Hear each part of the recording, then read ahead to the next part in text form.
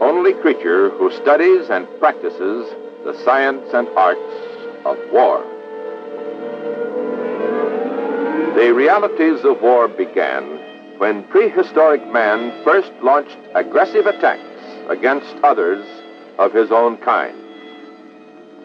Man has fought his wars of aggression, conquest, and defense from the misty reaches of time, from the feuds between small tribal groups of the Dawn people, down through the ages to the clash of mighty armies.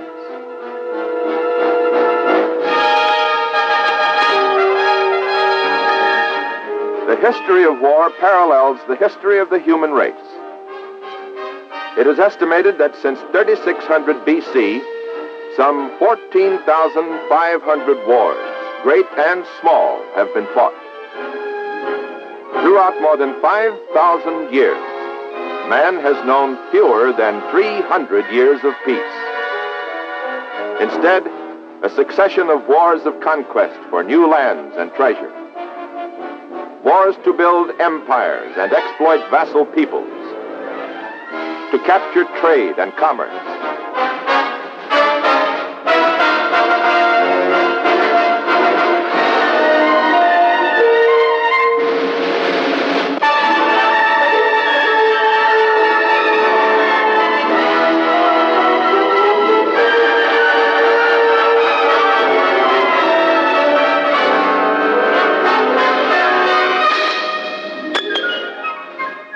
Wars of suppression and wars of rebellion. Wars between opposing political and economic ideologies.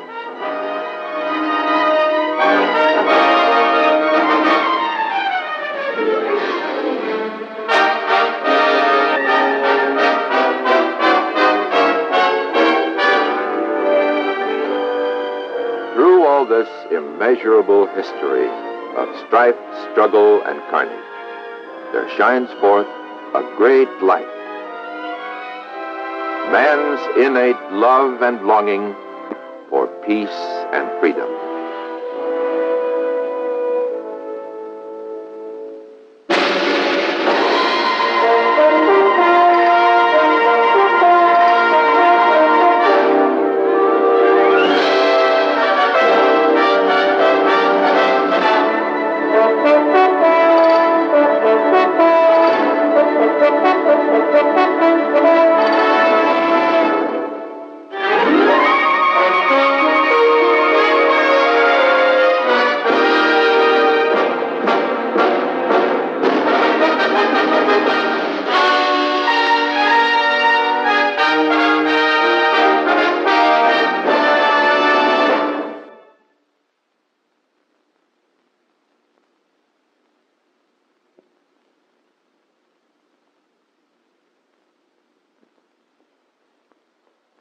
The ideal of freedom has always caused men to defend themselves and their way of life against the aggressor. If they were weak, they went down before the power of the aggressor in the battle for survival. We find this grim reality throughout history. We are facing it again in our time. One of the greatest deterring forces which gives the aggressor pause is the combined military strength of the United States. The modern United States Army is a potent part of that military establishment. Strong, ready, alert. It has not always been so. The history of the Army's buildup during the past 50 years, from weakness to a strong, modern fighting force, is an epic story. The story of a mighty armed force, organized and maintained, not for conquest, but for the defense, not only of this nation, but of the entire free world, and dedicated to win the ultimate victory. Nothing like it has occurred in all the history of man. For more than a century, the United States was more or less isolated from large-scale participation in major European and Asian wars by the vast oceans to the east and west of us. Most Americans thought the Atlantic and the Pacific were our protection. We had a new and rich continent to develop, a mighty nation to build. We did not wish to become embroiled in the quarrels of remote and alien peoples. We wished to prosper in peace. The Spanish-American War saw the United States emerge as a world power. But we still took great comfort in our relative isolation. And our complacency grew until a leading role in world affairs, for which we were ill prepared, was suddenly thrust upon us, against our will and desires. It actually began in 1914. In Germany, Kaiser Wilhelm and his Prussian militarists had built up a massive army as an instrument of conquest to expand the German Empire. In 1914, Europe, and more specifically the Balkans, were a powder keg with a short fuse, awaiting the spark.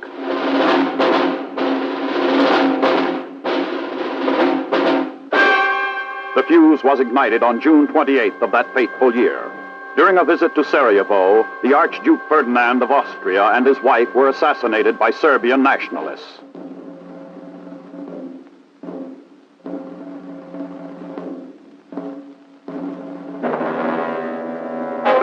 Later, Austria declared war on Serbia.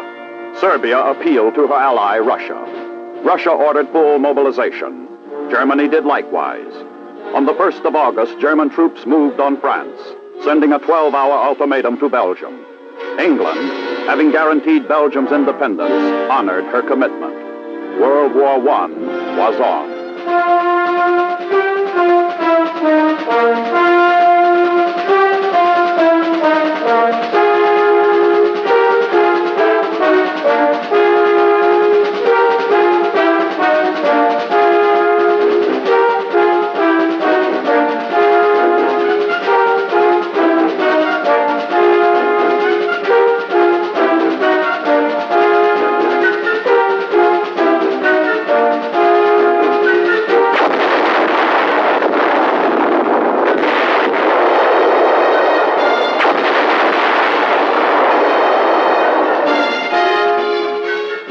September 1914, the swift German advance threatened Paris.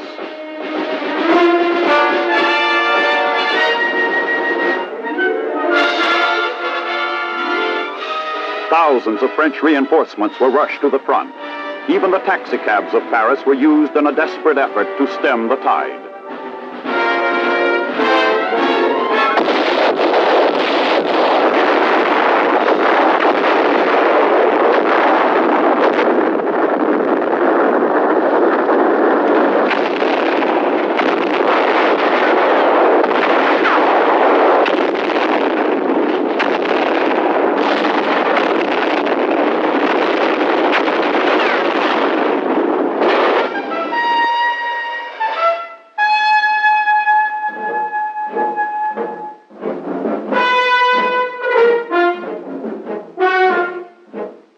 Most typically complacent Americans, it was just another of Europe's interminable quarrels, something we read about in the newspapers. Our official position, strict neutrality, a policy proclaimed by President Woodrow Wilson. The entire United States Army consisted of less than 100,000 officers and enlisted men. No single unit was larger than a regiment.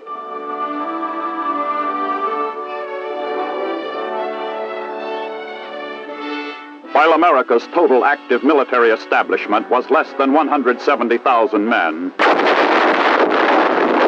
millions were mobilized and fighting in Europe.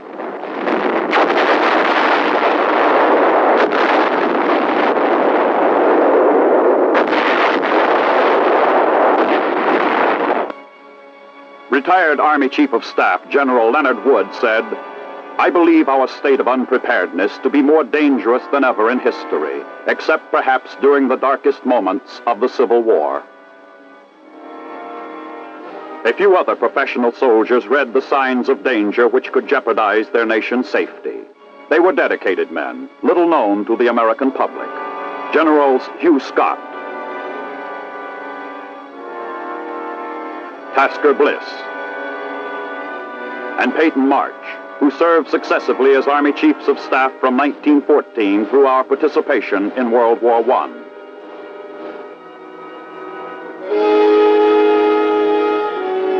So strong was the nation's sense of neutrality that President Wilson thought such planning violated the spirit of our neutrality.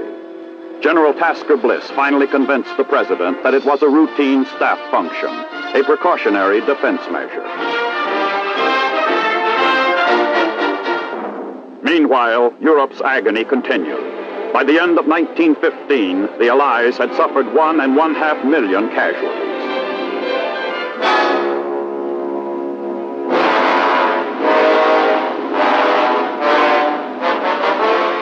During the first 3 years of the war, great and historic battles were fought. The First Battle of the Marne.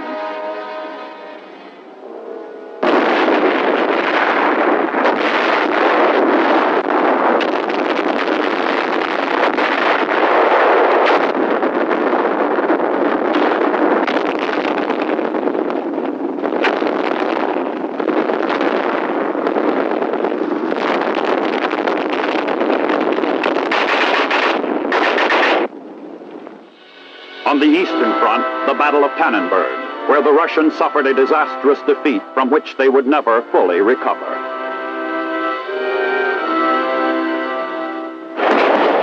Soon, the Western Front was confined largely to trench warfare.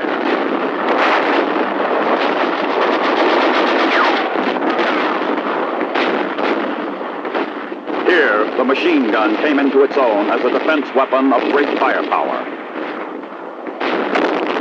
The fighting at Verdun raged on from July through November.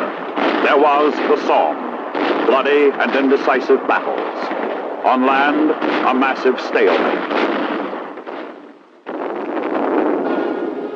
At sea, German submarines took a heavy toll of Allied shipping to choke off food and other vital supplies bound for England and France. Unrestricted submarine warfare slowly pushed the United States toward war.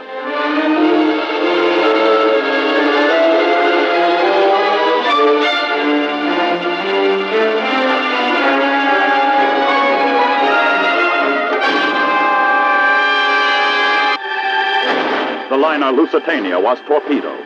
1,200 civilians lost their lives, 139 of them Americans. The United States government made strong protests. The Germans agreed to restrict submarine activities. The agreement was not kept. Within months, unrestricted U-boat warfare was resumed.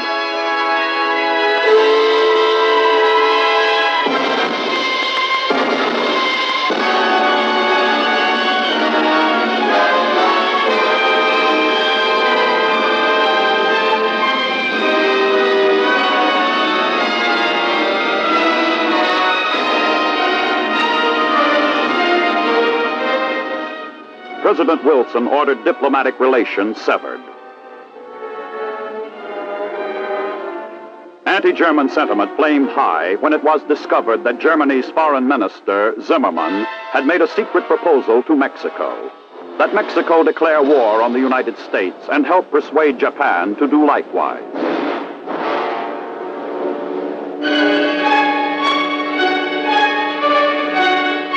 As a reward, Mexico would be given a fat slice of the United States. Arizona, Texas, and New Mexico. So sure was Germany of winning the war. The German warlords were convinced that America had neither the disposition nor the capability to wage war effectively. Our military weakness gave comfort to the aggressor. But on April 6, 1917, President Wilson asked the Congress for a declaration of war. His message reflected the feeling of the nation when he said, "We have no selfish ends to serve. We desire no conquest, no dominion. We enter this war only where we are clearly forced into it, because there are no other means of defending our rights." We had an army of only 200,000 men. 65,000 were National Guardsmen commanded by General John J. Pershing, pursuing Pancho Villa, who had been raiding our towns along the Mexican border.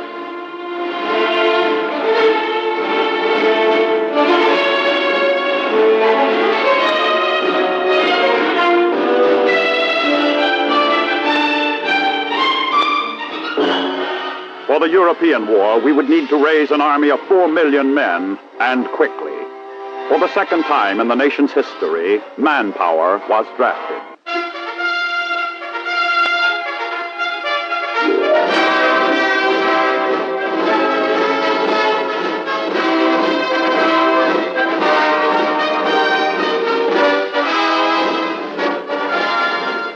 Those millions had to be housed, fed, clothed, trained, armed and equipped, and transported. A seemingly insurmountable task faced fewer than 9,000 regular Army officers and an equally small hard corps of non-commissioned officers. But they met the challenge and molded raw citizen soldiers into a fighting force that was to win the victory.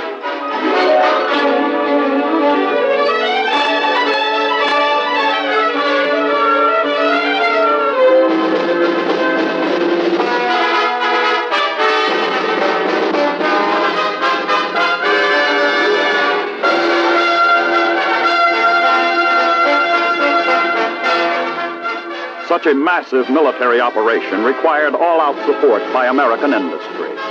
Industry's response was magnificent.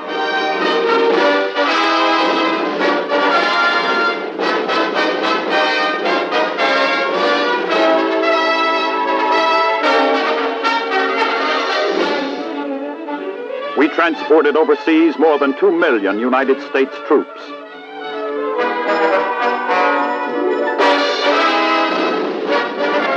And nearly 8 million tons of war materiel through submarine-infested waters without the loss of a single transport.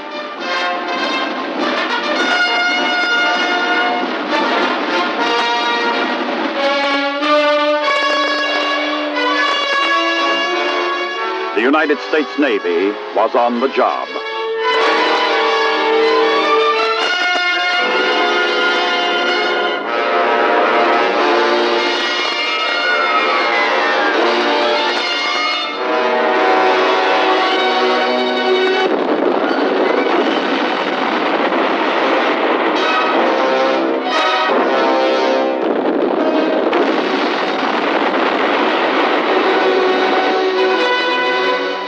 The words of a popular song of the day seem just right. We're coming over, and we won't come back till it's over there. It was a brave song to ease the grim realities, but it promised the victory.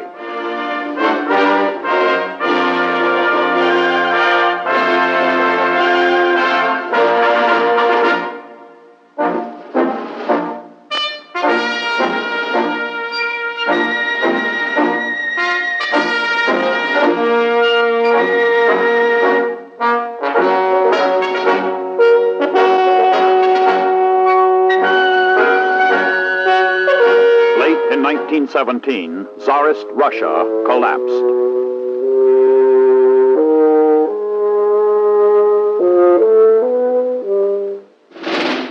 This enabled Germany to transfer a large part of her fighting forces from the eastern to the western front for large-scale offensive drives that carried them to within 37 miles of Paris.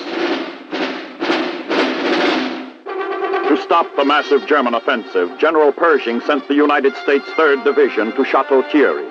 The 2nd Division was rushed up to the line on the west to hold the road that led from Chateau Thierry to Paris.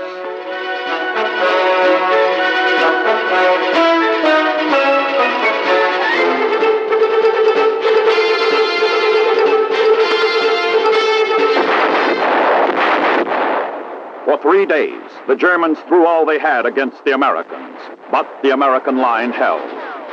Despite what the German soldier had been told, he soon discovered that the American soldier was a tough fighting man to be reckoned with.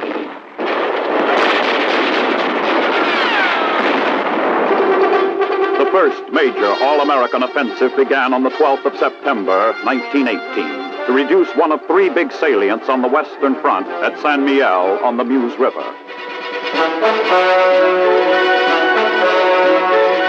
The American First Army was assigned the task of removing the bulge in the Allied line. More than 500,000 American soldiers were massed for the attack.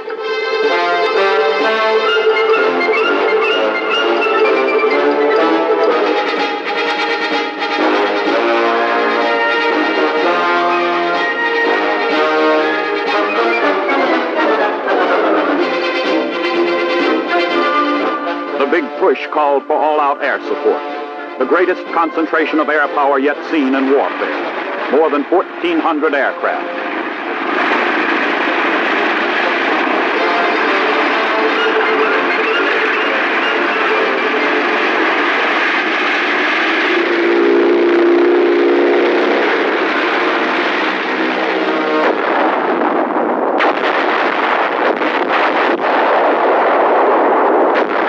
3,000 pieces of artillery blasted the enemy.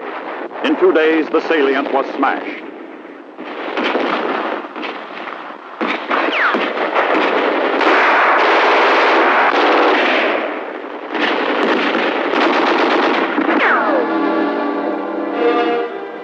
"15,000 prisoners taken. More than 250 pieces of artillery captured." The Americans moved on swiftly into the Meuse-Argonne area to pound the German forces already weakened by massive casualties and lack of supplies.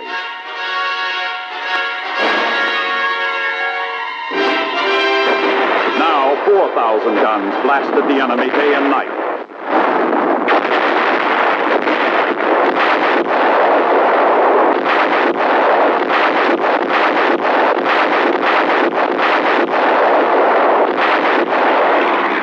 More than 800 Allied planes went into action, some 600 of them piloted by Americans.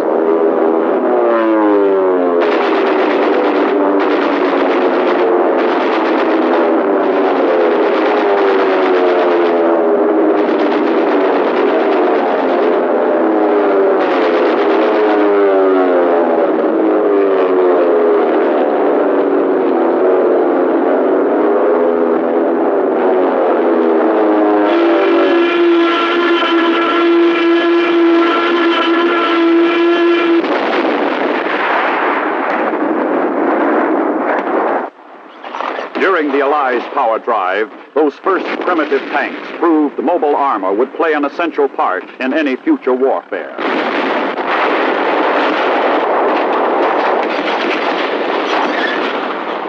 The Meuse-Argonne offensive, begun on the 26th of September 1918, was one of the last great offensive actions of the war.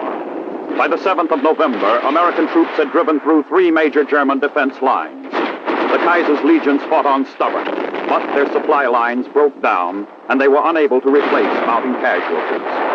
At 11 o'clock, on the morning of November 11th, 1918, the firing in World War I ceased.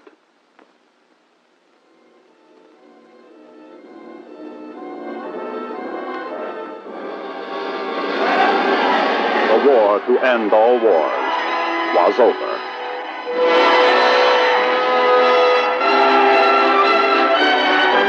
The American citizen soldier had fought in the proudest tradition of his nation's military history. The leadership of General John J. Pershing established an inspiring high standard for future commanders to follow.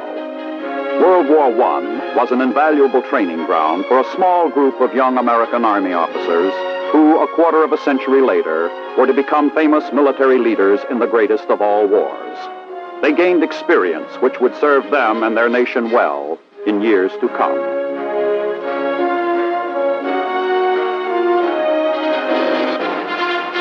But in 1918, they too welcomed the armistice and returned home with their battle-weary troops.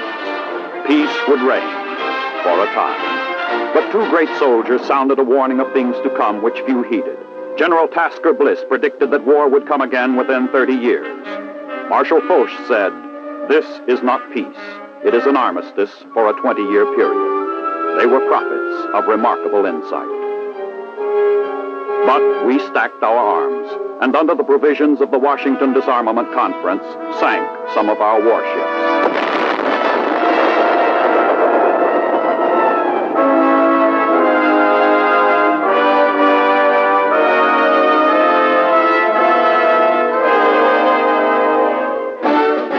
The American people relaxed, pursuing the arts and pleasures of peace.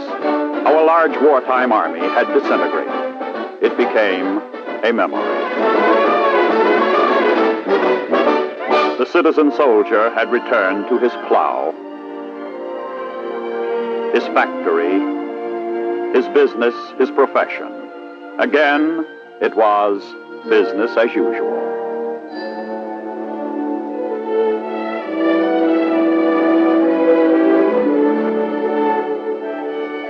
Our troops engaged in peacetime garrison duties and an occasional training exercise. The United States Military Academy at West Point, from whose gray walls and plain have come a host of men who have made monumental contributions not only in war, but in the pursuits of peace, was just another educational institution in the public mind, whose football team evoked the principal interest.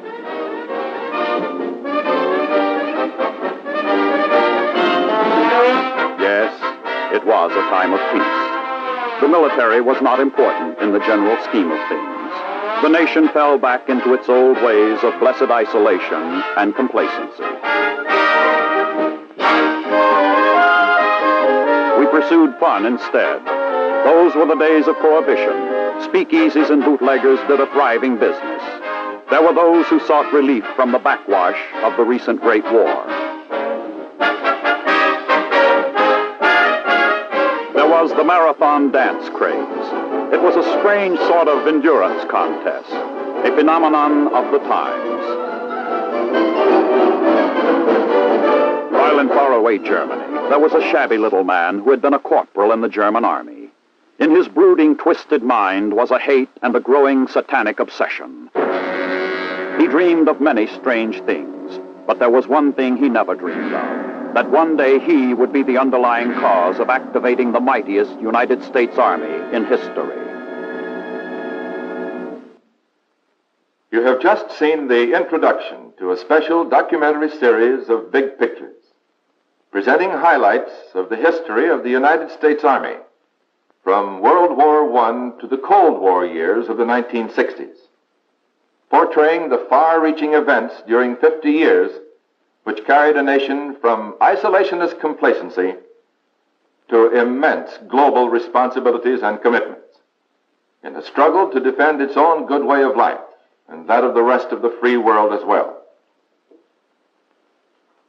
Only a strong, modern United States Army, with the capability and the will to fight and win the final victory, can fulfill its role in meeting those great responsibilities and commitments in the preservation of those freedoms to which we, as our forefathers before us, have pledged our lives and our fortunes.